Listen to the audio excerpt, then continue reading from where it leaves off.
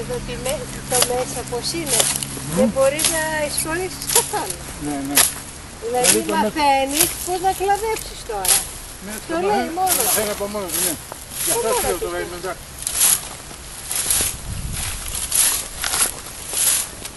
Το μόνο του το λέει. Φάνη, βγάλω το αυτό για να σε σταθεί στα βέβαια. Άμα δεν θα Κάνει ιδιαίτερο, κατάλαβε. Τώρα το δέχομαι.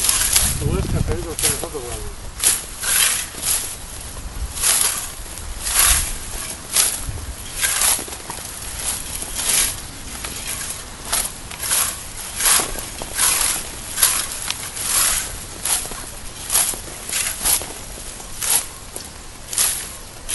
Μετά φαΐ και ξάπλα.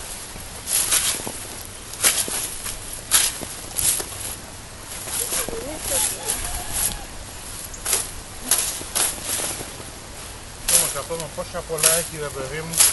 Ναι, ναι.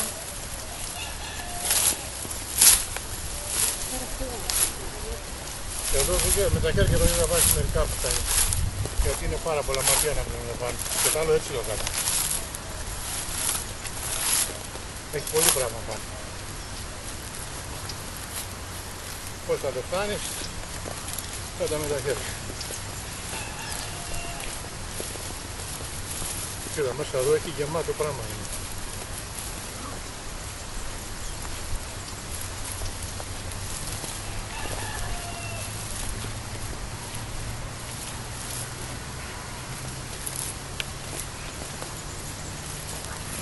Σήμερα ο Γιώργος φεύγει.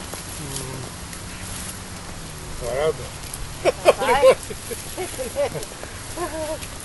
Αυτό έλεγε με τόσο αυτό κακομύρις. Ακούς, Γιατί άλφης. Τάνια έβαλα στα φτύρα μου στην άλλη. Γιατί όταν σε κάνει φίλο κάτι πρέπει να γράψεις, δέχεσαι κάτι γράψεις. Και λέω, και δεν κούρασες που τίποτα με τις ελιές.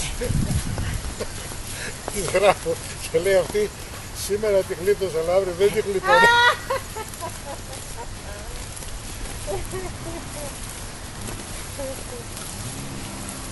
Αυτοί οι άνθρωποι έχουν χιούμορ.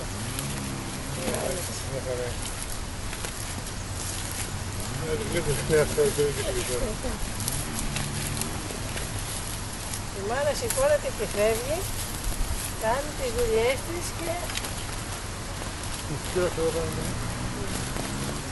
και τελειώνει. Και γίνεται έργος.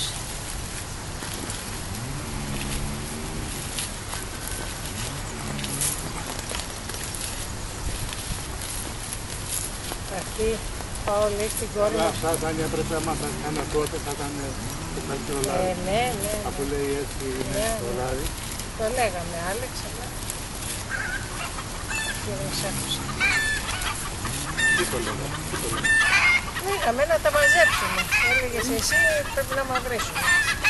Μα έτσι που δεν ήταν καιρό, αλλά μας γίνεται γρήγορα το μεσημέρι, γιατί αφότισα και βλέπω ότι τώρα πολλά έχουν χαλάσει. Δηλαδή άλλο λίγο και θα ήταν... Και τότε ήταν ολοζώντανο. Ναι, δεν θα γινόταν τίποτα.